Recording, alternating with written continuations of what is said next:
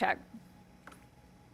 All right, as predictions of a red wave turned out to be overblown on Tuesday night, our next guest says that the pulse of the people was actually pretty loud and clear if you were looking in the right places.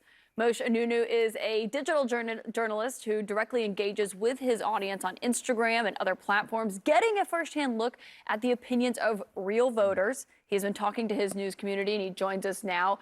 I'm fascinated with this basically experiment, this news experiment that you've conducted on Instagram. You're kind of like this news concierge, you've been called. And I read that you said you really wanted to take this straightforward approach with your followers. And basically people want to see what's happening in the news, maybe see stuff that questions their own assumptions about things. And you really found that there was an audience for that. Yeah, it's interesting because I spent nearly 20 years of my career like in a control room at places like Fox and CBS. And I sort of fell into this during COVID, where I found myself not in a newsroom and out there for the first time. And so I was trying to find a way to take in all the information. And I found that being a news consumer really sucks. And that ultimately there's so much going on out there, and they're just trying to get the basic facts. And they don't want to be told what they should know, but basically how to think. Not what to think, but how to think. And what they're really looking for is less of the polls and the punditry, and really just give me the issues, give me the facts. And when it comes to Tuesday night, there had been, so many from all across the media, from Democrats to Republicans inside the White House, thinking there was going to be this big red wave that just did not materialize. But you heard directly from people, you didn't think that that was actually what they were thinking was going to happen. Well, what I found so interesting is that we tend to focus on the top issue in the exit polls, right? So it's like, all right, economy, abortion, etc. And for many people, it wasn't a game of checkers, but a game of chess. It's a very complex equation they were doing. That I care about abortion and I care about crime. Or I care about the economy and I care about multiple issues. And so ultimately, it wasn't as simple as like, well, the economy is the top issue, well, then clearly Republicans are going to be taking it everywhere. And ultimately, also, we try to brush things with broad strokes nationally when there was a lot of nuance happening locally. That the way someone was voting in Arizona was very different from Ohio, was very different from New York City. Yeah. You were, even though you're very young, you've accomplished a lot. You were executive producer of the CBS Evening News for 2 years, just to remind people of how high you rose in sort of traditional media. So I wonder, taking this step and using a totally different platform and hearing from people in a totally different way, how enlightening, eye-opening is this all to you?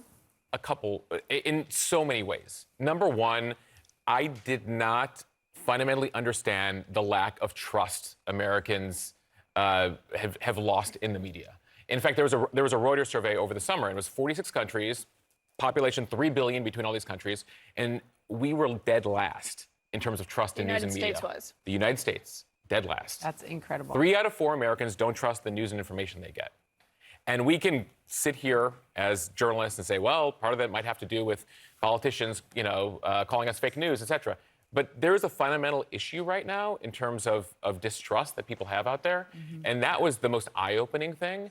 And the second thing, as somebody, who sat there at CBS, running a show every day and deciding what the issues were, what the wake-up call was, there's no real dialogue happening with our viewers. We have all these means, all these social media. How can we do it better then? Well, what I'm trying to do on Instagram is genuinely engage every day. What are you guys interested in? What are you asking questions about? And, and sometimes it doesn't occur to us who kind of live within this politics world that, hey, explain why the Senate matters again. What do they do? What's a Georgia runoff? What's a runoff? Why do they have runoffs? Wait, the Supreme Court, there's no way to really check them? They're there for life? How is that? What's a filibuster? Aaron Burr came up with it when he was bored in the Senate after he shot Alexander Hamilton 200 years ago. People, we just said, well, it's the filibuster. Well, why is it? There's a lot of whys and hows that people genuinely want to have a conversation about without being judged. But the whole idea of media literacy. And I think, look, we could all do better when it comes to that. But it's somewhat the media's job to sort of explain to people, but it's really education. I learned, about Aaron Burr, I learned about a runoff, whatever. That's things that I was taught in school.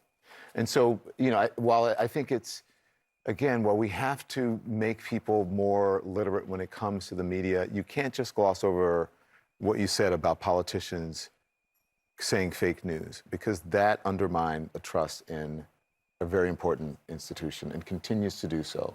And also what it did was it helped to it forced people into political corners and to watch media that became echo chambers. And then you have the algorithms on social media that also forces people into echo chambers. And those places are not necessarily governed by facts and reality. And so it's incumbent upon a lot of people, not just the media, to make people literate about what is actual good news and bad news. Oh, sure. I think there's fair share to go around. Right. I think it's the social media algorithms that literally we learned from the Facebook leaks last year, right? That they found out that we stay on the platform based on how much outrage we see. Yeah. Like outrage drives more consumption. So the tech companies, blame.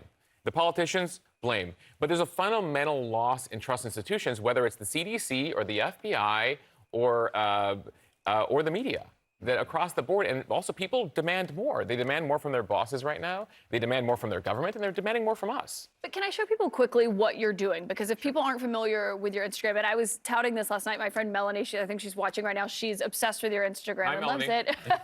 But some of the things you ask, and I loved this because my dad called me yesterday after the show, and he goes, I know I've mentioned him 3 times today. Well, he's coming on Monday. But he called me yesterday, and he goes, did Trump and Ron DeSantis not like each other?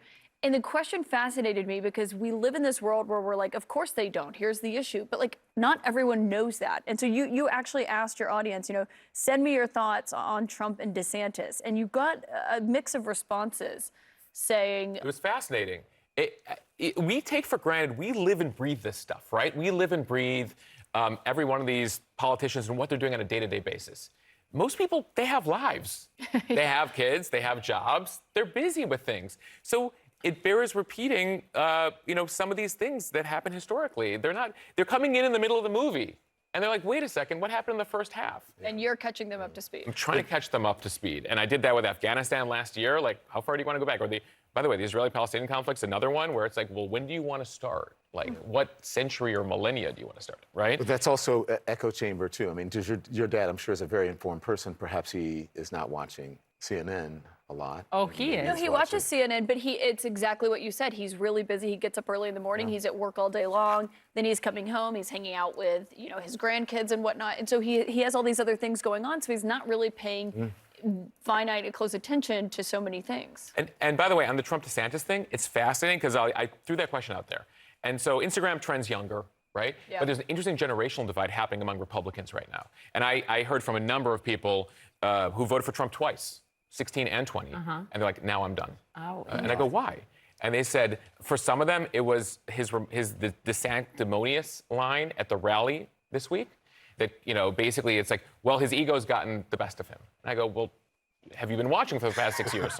And they're like, honestly, part of the way the media covered him, where everything he did was bad, put me in a defensive crouch. Yeah. And so I felt the need to defend him. Now, interestingly, I was like, well, what about your parents who are voting for Trump? They're like, well, they're still with him because they feel loyal to him.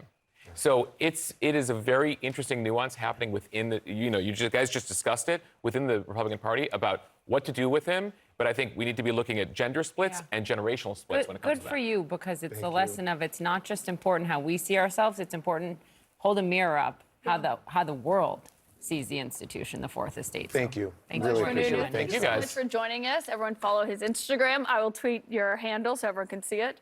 Up next. Thanks for joining us. Thank you. Up next, Dave Chappelle's return to